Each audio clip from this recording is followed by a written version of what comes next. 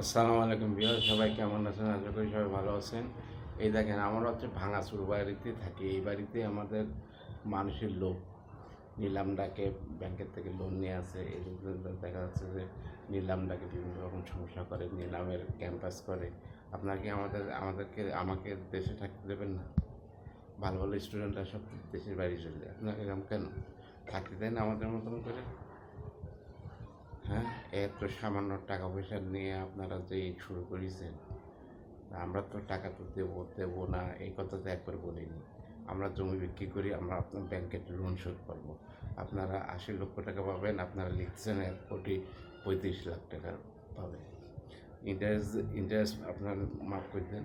আপনারা আমরা জমি বিক্রি করতেছি, আমাদের মাঠের জমি আছে, ওই জমিও বিক্রি করতেছেন না, তাহলে লোকে কিনবে?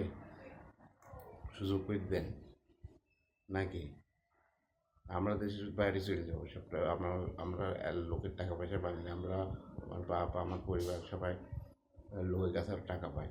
ইসমাইল হুজুরের কাছে 1 কোটির বেশি টাকা পাই। এই টাকা ওই টাকা দিতেছে। ব্যাংকের টাকার লোন করে আমরা 1 টাকাও খাই না, মনে রাখবেন, ঠিক আছে? আপনারা এমনিও বেশি গুতাগুতি করেন। এই যে ব্যাংকের ম্যানেজার, আল্লাহর ব্যাংকের ম্যানেজার নিজে প্রাইভেট চুরি ঘুরে বেড়ায়। আমরা প্রাইভেট চালি? আমি যদি দুর্নীতি করতাম তাহলে আমি যে ফ্যান ফলোয়ার, আমার যে ফেসবুক পেজ, আমি তো বিএমডব্লিউ পড়ার ডিজার্ভ করি। বিএমডব্লিউ কেন, আমি রয়েস পরি, সারা ইয়ে করি, কেন আমরা ওরকম না। আমি 1 টাকাও দুর্নীতি করিনি, দেশের মানুষ খাই, আমরা আরও মানুষকে দিই, আল্লাহ দেবে। ধন্যবাদ।